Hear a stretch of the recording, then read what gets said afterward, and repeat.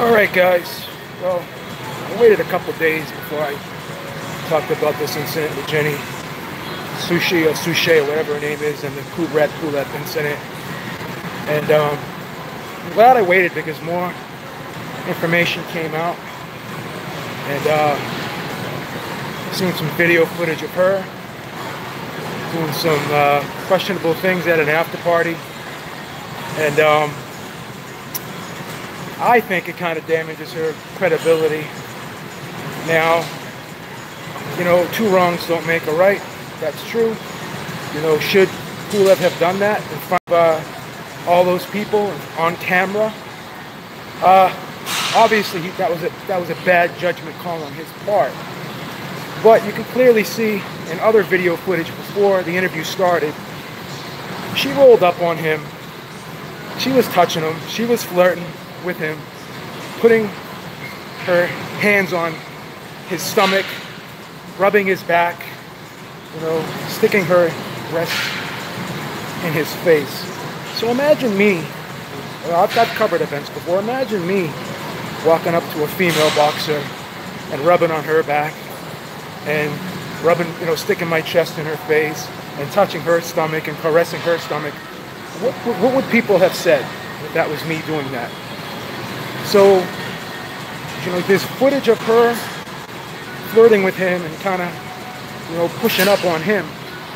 But does that justify him doing what he did? No. So two wrongs don't make a right here.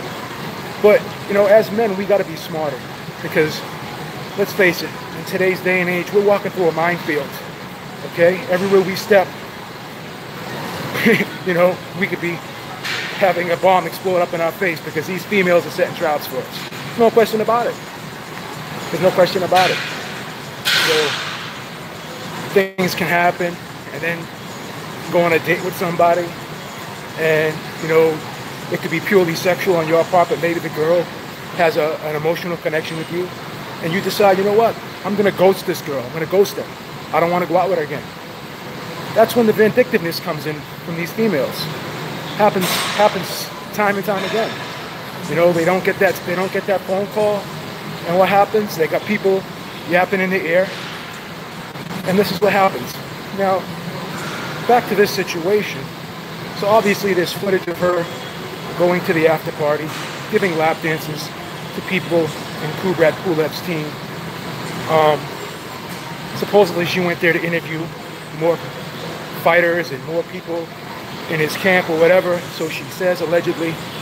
But it didn't look like she was there for business. So if she was so distraught and upset about what Kubrat Pulev did to her, then why did she go to a place where he was afterwards and start grinding on motherfuckers at an after party that he was holding back at a hotel room? And then she's like, oh, you're not filming this, are you?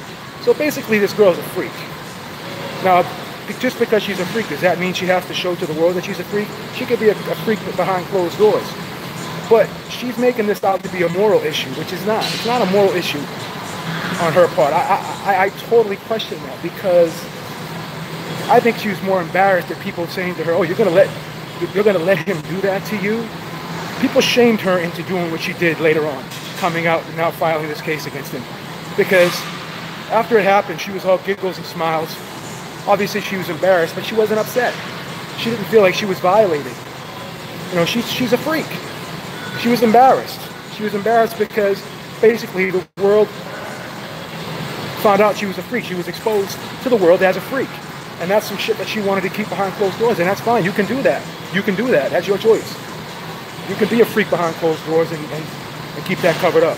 But when you're going to press conferences, and you're going to after parties, and you have a skirt on with your tits hanging out, and you're walking up to people, and you're touching them, and you're rubbing on them, and you're caressing them, I mean, it is what it is. I mean, walks like a duck, talks like a duck, it's a fucking duck. So my whole argument with this thing is, basically, is this isn't about her feeling violated. This isn't about her moral compass being threatened or damaged. This is about her being embarrassed because people shamed her into doing what she did. People labeled it, like, people basically goaded her into doing what she did. And then she's got Gloria Allred That's a red flag right there. So we know where this is going. Again, two wrongs don't make a right. She can be a freak all she wants, and if she wants to do it behind closed doors, that's her prerogative. And if she has an objection to people, recording her and doing this and that, and having someone do it so it could be put up on a social media network or something like that, yeah, I mean, that's her choice to not want to have to do that. But again, when you're in a public place and you're in a room with people that have phones, you got to be smart too, because we see what happens now. Everything gets put on World Star or TMZ now. You can't even go to the store to buy a pack of gum if you're a celebrity without someone recording you. Not to say she's a celebrity, but she was in a place with a lot of professional athletes and a lot of people who had phones. So she wasn't thinking ahead either. So once again, two wrongs don't make a right. But my only question is, let's call this for what it is. She's not doing this because she feels morally violated. Because again, this girl doesn't have real values, because she went to a party with a gang of motherfuckers and she started lap dancing on motherfuckers with her tits hanging out. That doesn't look like a girl who feels like she was violated, okay? Let's call that for what it is. This was a girl who was embarrassed. This was a girl who people took that video and posted it, and they were adding her saying, "Oh, you're gonna allow that to happen? How did you feel? That you weren't embarrassed? That didn't bother you?" So she was shamed into doing what she did. And then she had Gloria Aldred. She had Gloria Aldred there, all up in her business, telling her, "Hey, you can actually cash in on this. You can actually cash in on this." So let's see how this thing plays out. Let's see if she gets money out of the situation. Let's see. I doubt that Pulev is going to lose his ranking on this. He may get reprimanded. He may be asked to go to some type of, counseling or something like that for, how to treat women or something like that. I don't think anything major will come of this. But again, you got to be careful who you're throwing stones at, because a lot of these people out there throwing stones have glass houses. Just like this lawyer here. What the hell is that lawyer's name? The creepy porn lawyer. I forget his name, but he was sitting there talking trash about Donald Trump and how crooked he was and how he, paid off the porn star or whatever. And then come to find, this guy's got bones falling out of his closet too. He's up on charges right now of extortion. So, and he had some sexual assault cases put out on him. So, before anyone decides they're gonna stand up on their freaking high horse and they're gonna get on a podium and try to virtue signal, make sure you clean out your own closet too, man, because none of us are perfect, man. None of us are perfect. And if you're gonna take shots at somebody, you gotta make sure your fucking house is clean before you start doing that shit. On the real. I mean, that's the thing. So as men, I know, athletes particularly, again, I'm not excusing anything, but guys who work out, guys who take care of themselves, we have a lot of testosterone in our body. We're not losing our testosterone at the same rate as everybody else. All right? I mean, I'm 50 years old, man, and I got in this motherfucker like at fucking 9, and I'm still here. I'm still here hanging and banging. How many other motherfuckers 50 years old are in the gym right now doing what I'm doing? And I'm not even through. I'm going to do something probably afterwards in the evening too. So, we got a lot of testosterone in our bodies. Guys who were athletes, guys who were alpha males.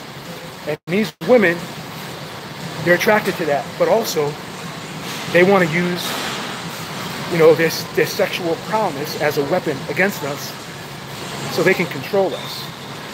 And she did that. She went up to him and started rubbing on him.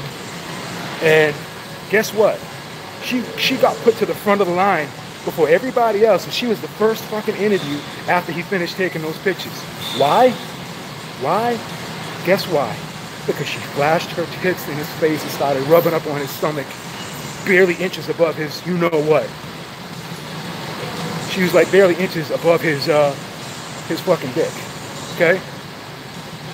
So, you mean to tell me a guy who's a professional athlete, who's not the average guy out there, a boxer, He's got fucking testosterone flowing at a high level right after a fight.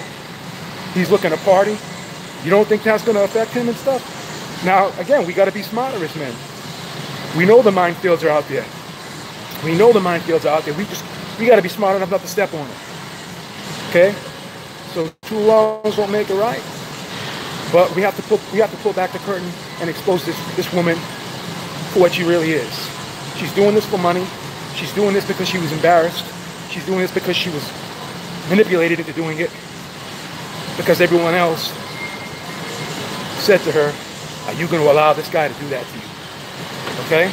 She was all giggles and smiles about it before, and she wasn't too upset about it before, and she wasn't upset enough that she wouldn't go to an after party with the same guy, with his crew, and she was doing lap dances at the after party.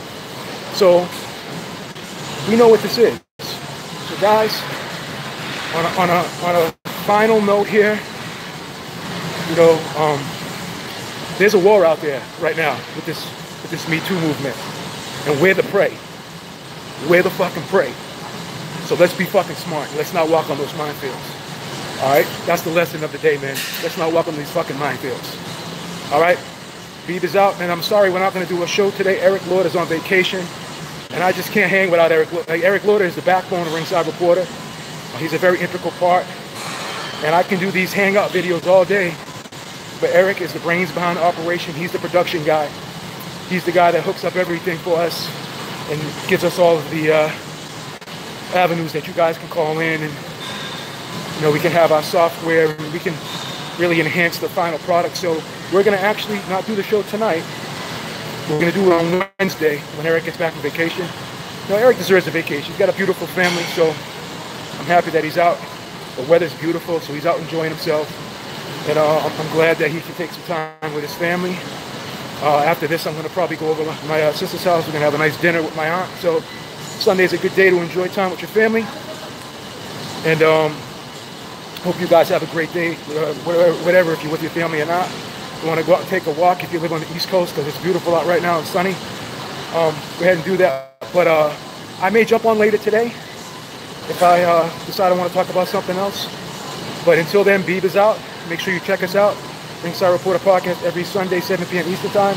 And this week, it's going to be on Wednesday, 7 p.m. Eastern Time. So don't forget to check us out on a special edition Wednesday. And probably we'll end up doing some more shows during the week as well. So thank you guys for tuning in. Thank you guys for supporting. Thank you guys for watching. You may not agree with everything on this channel, but you will get a variety of sides on these issues. You're not going to just hear one person saying one thing, because there's a lot of counterpoints and counter arguments, and we welcome that here. Me and Eric disagree probably 75% of the time, but guess what? I love the guy, and it's not personal, so it shouldn't be personal between me and you guys either. All right, till next time, Beeb is out. Talk to y'all soon. Peace. Have a great day, man.